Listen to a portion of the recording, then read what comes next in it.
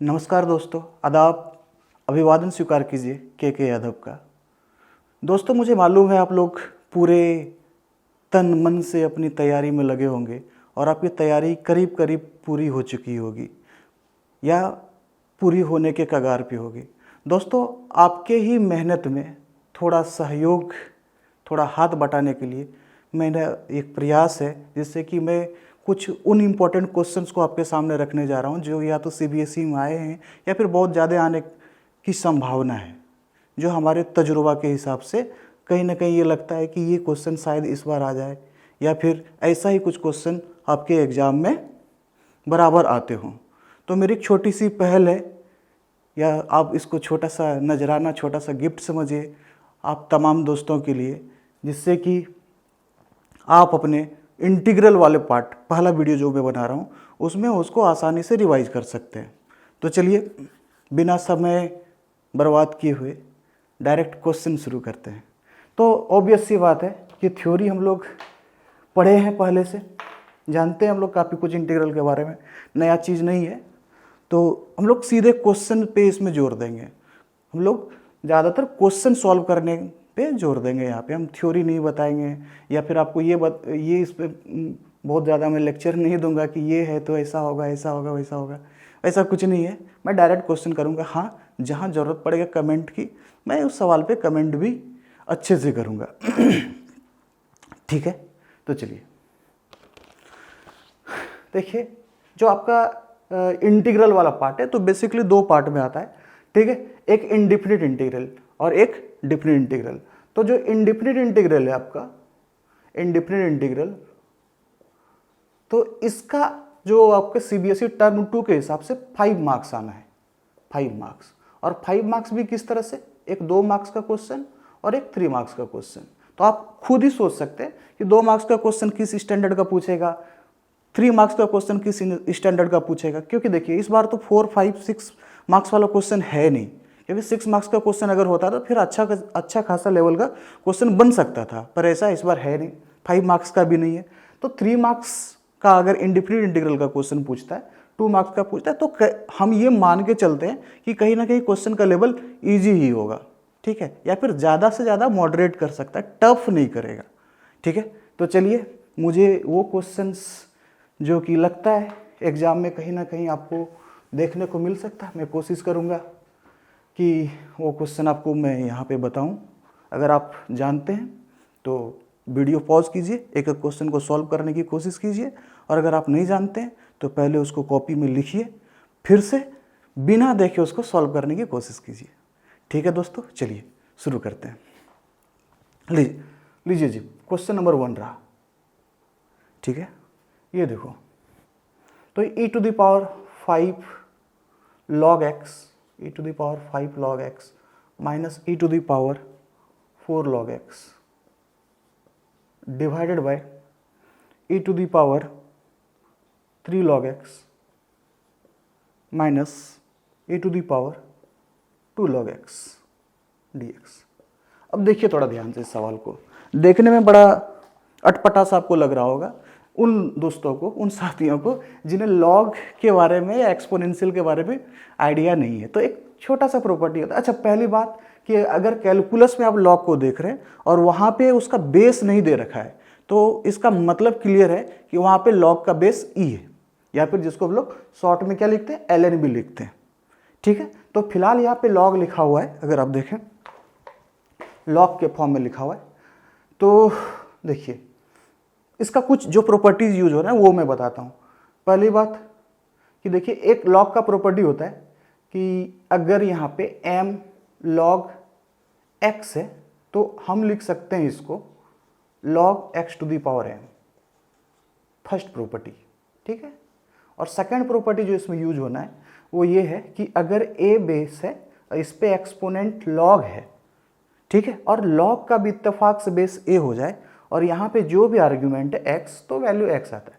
Proof लंबा चौड़ा है। ठीक है, जरूरत नहीं है आप जो है ये स्टैंडर्ड फॉर्मूले को याद रखिए, स्टैंडर्ड रिजल्ट को याद रखिए, आप आसानी से क्वेश्चन को सॉल्व कर पाएंगे। चलिए, ये रहा आपका लॉग का प्रॉपर्टी जो इसमें हम लोग यूज करेंगे। तो ध्यान रखिएगा ये काम तब होता है जब लॉग का यहाँ पे जो कोफिशिएंट है ना, तो यहाँ पे 1 होना चाहिए। लेकिन ध्यान से देखिए यहाँ पे 5 है, 4 है, 3 है, 2 है, यार ये तो बात ही नहीं बनी। तो हम लोग क्या करेंगे, इसको तो ट्रांसफर कर सकते हैं, कहाँ पे बताइए, इसके आर्ग्यूमेंट के माथे पे रख दीजिए ना, है ना, इसको आप इसके पावर में ले जाइए। तो ये हो जाएगा e to the power log x to the power 5 minus e to the power log x to the power 4 divided by e to the power log x cube minus e to the power, बताओ कितना, log x square dx। अब देखो आपको ये property याद आ रही है, अरे भाई ये log जिसका बेस कुछ नहीं दे रखा है, क्या है बेस, e तो है, ये क्या है, ये e है, ये e है भाई, अंडरस्टूड है ये, ठीक है। तो कितना हो जाएगा यहाँ से बताइए, x to the power 5 minus x to the power 4 divided by x cube minus x square. अरे ये तो काफ़ी आसान हो गया मामला। कैसे, क्योंकि आप यहाँ से आप क्या करने का सबसे पहला जी क्या चाहता है बताइए, x टू दी पावर 4 को हम क्या कर लें, कॉमन निकाल लें, और ये x माइनस 1 रहा। फिर से यहाँ से थोड़ा देखिए, ये क्या है, x स्क्वायर को बाहर निकाल लें, और ये भी x माइनस 1, ये गया, क्या आता है आपका x to the power 4 x square. तो बेसिकली क्या बचेगा, x स्क्वायर डी एक्स। क्या आपका इसका इंटीग्रल पता है आपको, इसका क्या हो जाता है, x क्यूब बाई 3। और c लगाना ना भूलें आप। आई होप समझ में आ गया होगा पहला क्वेश्चन। तो बहुत ही आसान सा एक क्वेश्चन था, लेकिन इंपॉर्टेंट है, कहीं ना कहीं 2 नंबर से पूछा जा सकता है, ठीक है, ठीक है। तो नेक्स्ट क्वेश्चन,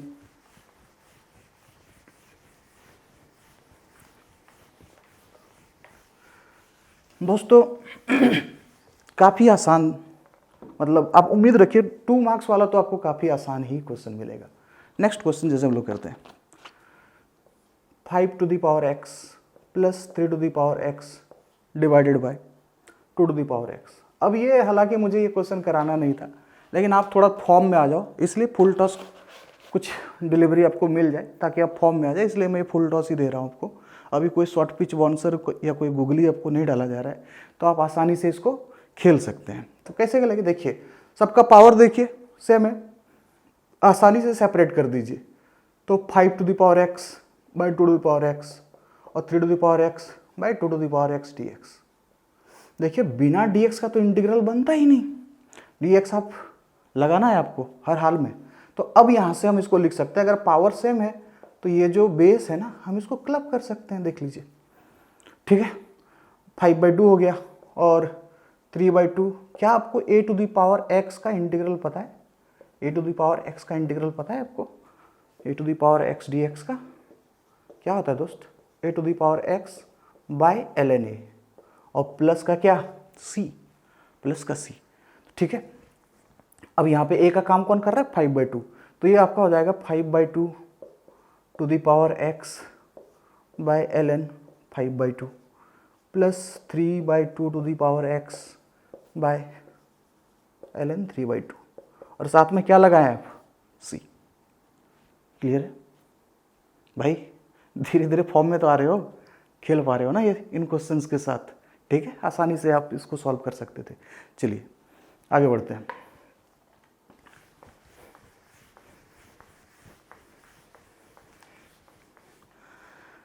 ठीक है जी, तो नेक्स्ट क्वेश्चन अगर हम करें चलिए एक और फुल टॉस, एकदम बहुत आसान पहले, sine x by 1 plus cos x.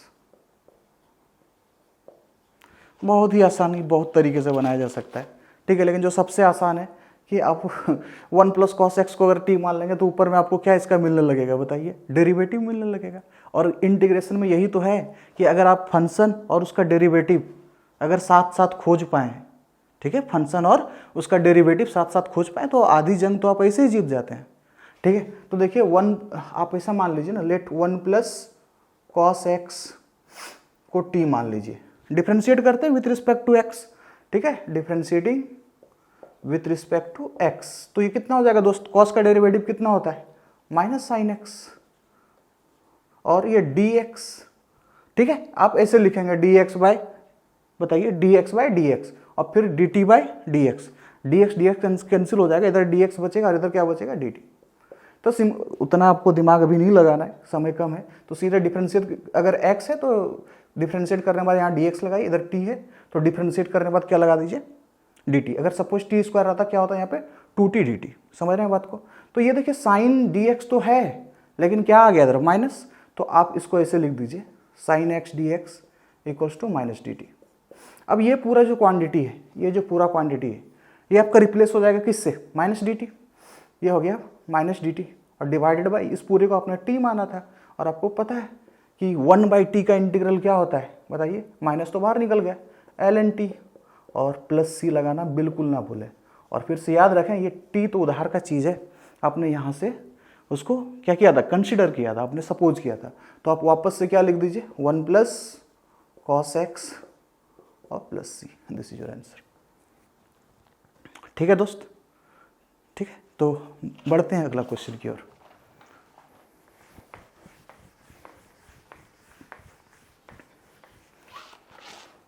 ठीक है, तो क्वेश्चन नंबर 4 देखिए। क्वेश्चन नंबर 4 एक और आसान क्वेश्चन, सेक एक्स प्लस 10x। ये क्वेश्चन देख के आपको समझ में आ रहा होगा यार सेक x प्लस 10x क्यों दिया है? देना ही है तो सेक स्क्वायर माइनस 10 स्क्वायर दो ना, यस और नो? तो वो फिर दिया तो फिर तो उसका कोई मतलब ही नहीं है। क्यों? क्योंकि नीचे sec square x minus 10 square x कितना होता है? 1 है ना। तो नीचे अगर फंक्शन आ जाए थोड़ा इंटीग्रेट करने में दिक्कत होती है अगर वो डायरेक्ट फॉर्म में अगर नहीं है तो, लेकिन ऊपर में रहे तो कहीं ना कहीं सेक ऊपर रहता तो हम इंटीग्रेट कर पाते, 10 ऊपर रहता तो हम इंटीग्रेट कर पाते। तो चलिए ना इसको ऊपर लाने की कोशिश करते हैं। इसके कंजुगेट से क्या कर दीजिए, मल्टीप्लाई डिवाइड कर दीजिए, और नीचे क्या हो जाएगा? Sec square of x minus 10 square of x dx, और ये तो 1 है। और अब आपको पता है ना सेक एक्स माइनस 10x का इंटीग्रल, दोनों का सेपरेट इंटीग्रल करेंगे। अरे बोलिए यस और नो? तो सेक एक्स का इंटीग्रल क्या होता है बताइए? आप सभी कमेंट करके बताइए। और 10x का इंटीग्रल क्या होता है? तो आंसर हो जाएगा ln sec x plus 10x, और 10x का क्या होता है? ln sec x. वापस से ये दोनों को अगर आप चाहें तो क्लब कर सकते हैं, ln sec x plus 10x, ln a minus ln b क्या होता है? ln a by b. I hope this is clear. ठीक है, तो कई जगह ये मॉड लगाते हैं कई लोग, तो आप भी लगा सकते हैं, कोई दिक्कत नहीं है। इनफैक्ट मॉड ही लगाना चाहिए। क्यों? क्योंकि आपको पता है इसका जो ln आता है, लॉग आता है, इसका इनपुट कभी भी क्या नहीं हो सकता है? नेगेटिव नहीं हो सकता है। तो इन सारी चीज़ों का ख्याल रख लेगा अगर आप मॉड लगाएंगे तो। नहीं भी लगाएं तो चलेगा। ठीक है, समझने वाला समझ जाएगा कि भाई ये डिफाइंड ln ही है। ओके, लेकिन लगाना चाहिए। नेक्स्ट देखिए,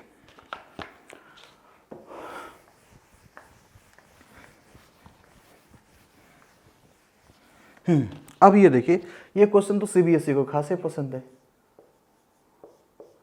फ्रिक्वेंटली पूछते रहता है। वेरी वेरी इंपॉर्टेंट क्वेश्चन में से आप लिख सकते हैं इसको, और आप सभी साथियों को आता भी होगा। cos 2x minus cos 2 alpha, cos 2x minus cos 2 alpha, और divided by cos x minus cos alpha. अब दोस्तों कुछ ट्रिग्नोमेट्री का फॉर्मूला है, ट्रिग्नोमेट्री का कुछ फॉर्मूला है जिसको जाने बिना आप 12 पास ही नहीं कर सकते, है ना। मतलब आप कोई भी डिफ्रेंशिएशन में भी आप देख रहे होंगे तो कहीं ना कहीं वो इस्तेमाल होता है, इंटीग्रल्स में भी वो इस्तेमाल होता है।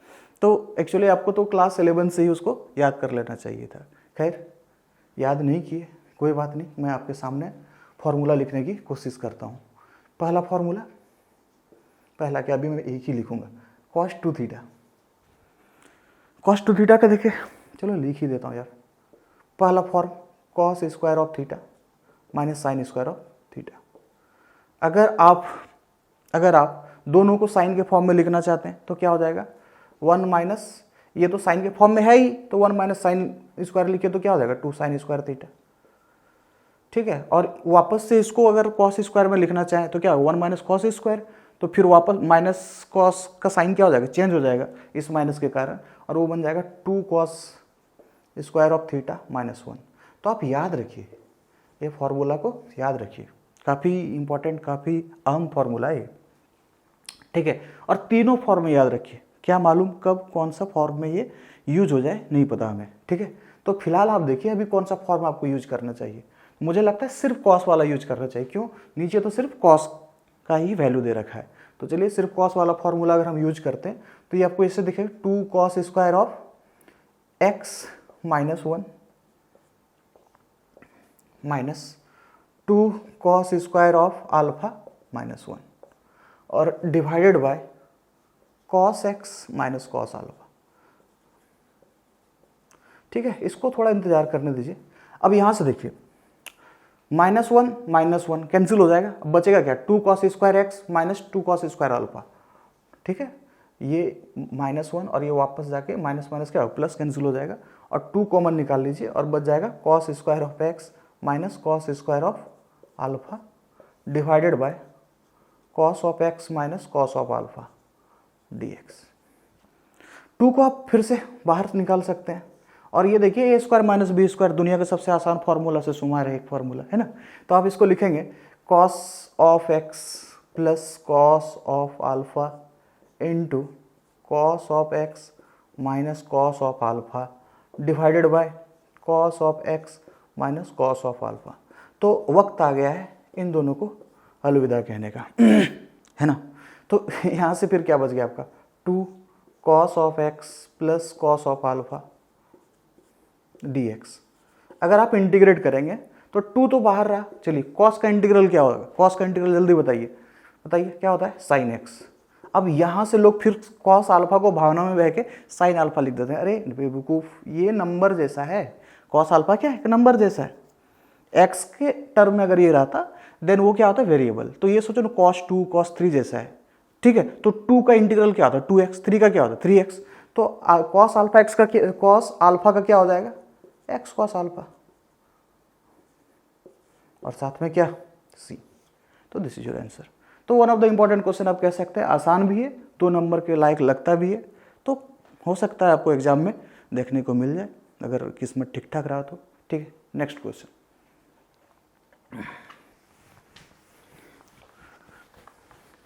अच्छा नेक्स्ट क्वेश्चन से पहले एक छोटा सा गुफ्तगू आपके साथ। ये देखिए आपने फॉर्मूला पढ़ा होगा x to the power n का, फॉर्मूला इसका पढ़ा होगा, क्या होता है,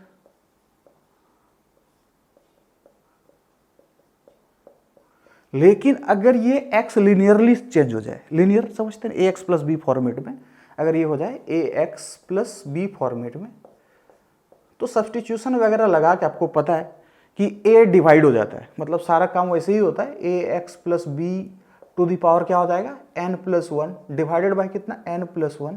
बस इस बार इसको दहेज में क्या मिल जाएगा a और क्या c। समझ रहे हैं क्यों होता है सब्सटीट्यूशन, इसको t मान के अगर आप करेंगे तो हम ये बार बार टाइम पास करने के बजाय कहीं भी अगर लीनियर फॉर्म में देखें तो हम सीधा क्या करेंगे उसके कोफिशिएंट से डिवाइड करेंगे। और सिर्फ इसके लिए नहीं, आपने जितना भी फॉर्मूला पढ़ा है, चाहे वो ट्रिग्नोमेट्री का फॉर्मूला हो चाहे कोई एक्सपोनेंशियल का फॉर्मूला हो, हर जगह यही काम है। एग्जाम्पल के तौर पर ऐसे समझिए कि अगर कहीं लिखा है e to the power 3x plus 7 dx, एकदम कुछ दिमाग ही नहीं लगाना है, सीधे लिखा है 3x प्लस 7 डिवाइडेड बाय, क्यों होता है e टू पावर x का इंटीग्रल क्या है e टू पावर x और बस कोफिशिएंट ऑफ x। आप इसको ऐसे सोच सकते हैं, जब डिफरेंशिएट करते हैं इसको याद कीजिए, ठीक है। तो यहाँ पे 3 क्या होता था, प्रोडक्ट में आ जाता था, इंटीग्रल में क्या होता है डिवीजन में आ जाता है। आपको पता है इंटीग्रल क्या है, डिफरेंशिएशन का रिवर्स प्रोसेस, समझ रहे हैं बात को, ठीक है। तो इस तरह से कहीं भी इस तरह आपको दिखे sign minus 5x plus 1 dx, क्या होगा इसका इंटीग्रल, बताइए दोस्तों, बताइए जल्दी, क्या हो जाएगा। साइन का इंटीग्रल क्या होता है कॉस, वो भी कैसे माइनस के साथ। तो जो भी वैल्यू है यहाँ पे माइनस 5x, ध्यान रखिएगा लीनियर होना चाहिए, अब क्वाड्रेटिक रहेगा फिर अलग मामला हो जाएगा वो, फिर ऐसा आप नहीं कर सकते अगर ये लीनियर है तभी, ठीक है। और डिवाइडेड बाय कितना -5 और प्लस c, अब माइनस माइनस वापस से आप एडजस्ट कर सकते हैं बेशक, ठीक है ना। तो ये बहुत काम का चीज़ है, इस चीज़ को आप याद रखिए। अच्छा ये ध्यान रखना है कि अगर x square plus 1 to the power 5 है, अब इसको हम थोड़ी ना ऐसे इंटीग्रेट करेंगे, इसको हम ऐसे इंटीग्रेट नहीं कर सकते, ऐसे नहीं होगा, ऐसा नहीं होता है। ये क्या होना चाहिए, लीनियर होना चाहिए, ठीक है ना। तो इसका ध्यान रखें। अगर x + 1 रहता फिर ये ठीक था, फिर ये ठीक था। ओके, तो आई होप आपको समझ में आया होगा ये चीज़ें। तो हम लोग काफ़ी, अगर इसको इस्तेमाल करें इस चीज़ को, तो हमारा कैलकुलेशन बहुत आसान हो जाता है, कई कैलकुलेशन आसान हो जाता है। चलिए इस पे 2-4 क्वेश्चन कर लिया जाए। तो पहला question, dx divided by 2x + 3 plus 2x - 3। देखिए, चलिए सॉल्व कीजिए दोस्त। 2x + 3 plus 2x - 3। तो देखिए, अब तो ये डायरेक्ट सॉल्व हो नहीं रहा है, लेकिन थोड़ा इन दोनों को गौर से देखिए तो नंबर एक जैसा लग रहा है, बस यहाँ माइनस का फासला है। तो अगर हम इसको रैशनलाइज करके देखें, तो रैशनलाइजेशन आता है, 9th में पढ़ा होगा आपने, बीच वाला साइन चेंज कर दिया, ठीक है। और ये हो जाएगा आपका 2x + 3 root plus 2x - 3 into कितना बताइए जल्दी, कितना हो जाएगा, 2x + 3, ठीक है। और यहाँ पे फिर से क्या लग गया, यहाँ से क्या लग गया, माइनस 2x - 3। अब a + b into a - b का मजा लेना है ना। ये ऊपर तो ऐसा ही है, 2x + 3 माइनस 2x - 3, ठीक है। इसका पावर हाफ लिख सकते हैं आप, ठीक है। और अगर आप देखें a + b, तो ये देखिए स्क्वायर रूट क्या हो जाएगा, खत्म हो जाएगा, और खत्म होने के बाद आपको 2x + 3 दिखेगा, माइनस फिर इसका स्क्वायर रूट खत्म होने के बाद 2x - 3 दिखेगा, यहाँ पे कितना, dx।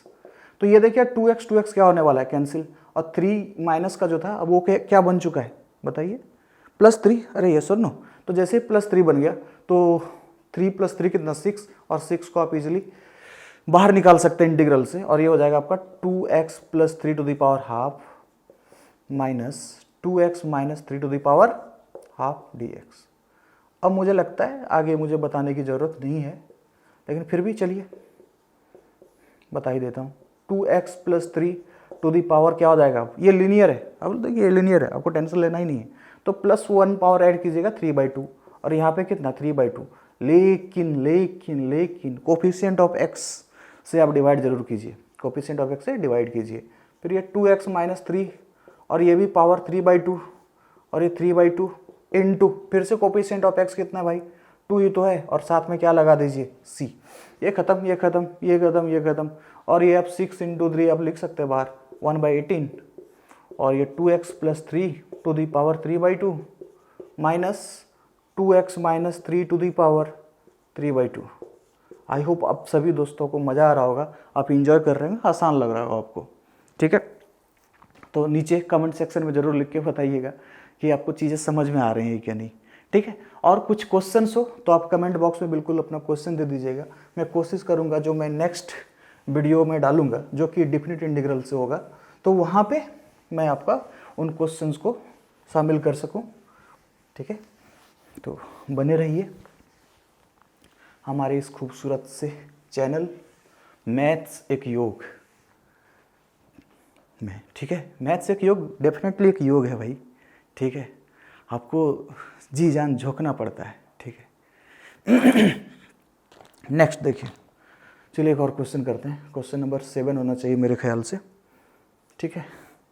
और फिर वो कहते हैं ना, मेरे ख्यालों से तुम बहुत खूबसूरत हो, तो ये सच में खूबसूरत सा छोटा सा सवाल जो कि आपको 2 नंबर के लायक है।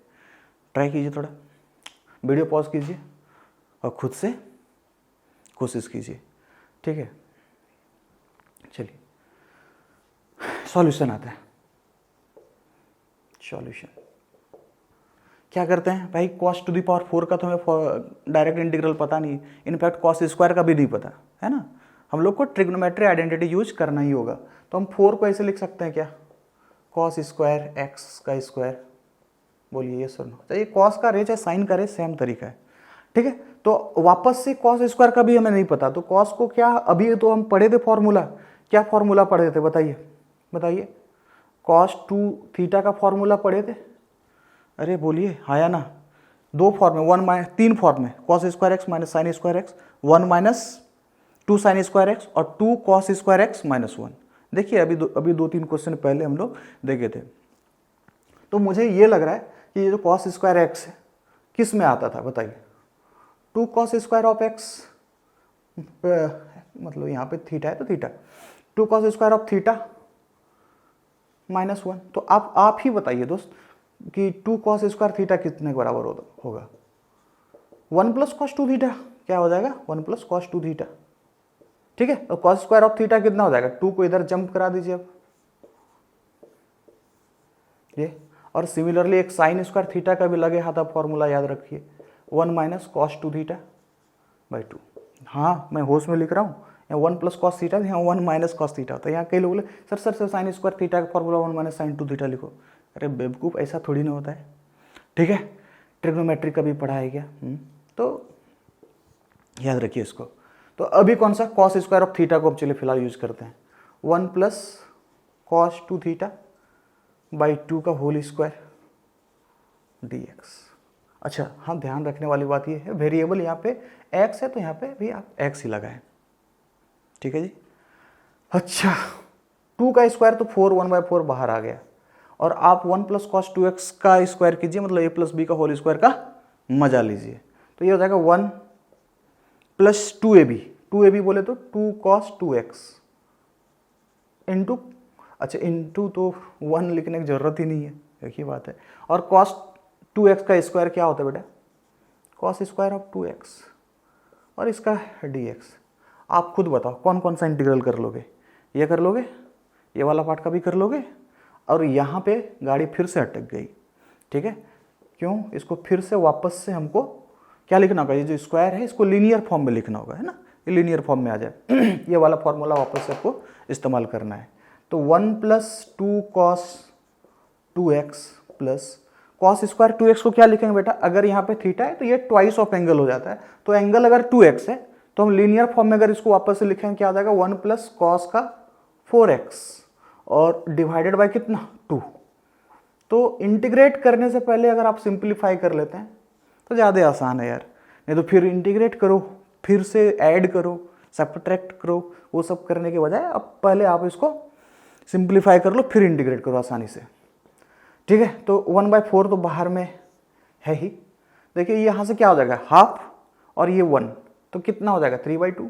और ये देखिए 2 कॉस 2x, ये क्या है आपका? 2 कॉस 2x, और ये कितना हो जाएगा बेटा? Cos 4x/2 dx। क्या आप इंटीग्रेट कर पाएंगे इसको? बोलिए यस और नो। चलिए 3/2 का इंटीग्रल 3/2x, कॉस का इंटीग्रल बताइए साइन 2x, यहाँ पे कॉस 2x का डिवाइडेड बाय क्या? 2। क्यों? क्योंकि कोफिशिएंट ऑफ x ये लीनियर है, ये 2x प्लस 0 ऐसे सोचो ना, तो लीनियर है यहाँ पे, तो यहाँ पे कोफिशिएंट कितना है? 2 से डिवाइड करना होगा। चलो यहाँ से कॉस का इंटीग्रल साइन 4x, 2 तो पहले से था, यहाँ 4 से डिवाइड कर दिया, तो ये देखो ये कैंसिल हो गया, तो 1/4। यार अब तुम सिंप्लीफाई करते रहना यार, अब परेशान मत करो। साइन 2x, और ये कितना हो जाएगा? Sine 4x/8 plus c। तो ये खूबसूरत सा सवाल और उतना ही खूबसूरत सा सॉल्यूशन पेश किया गया है आपके सर के यादव द्वारा। तो आई होप आप इंजॉय कर रहे होंगे और आप खुद भी सॉल्व कर रहे होंगे। ठीक है, नेक्स्ट क्वेश्चन।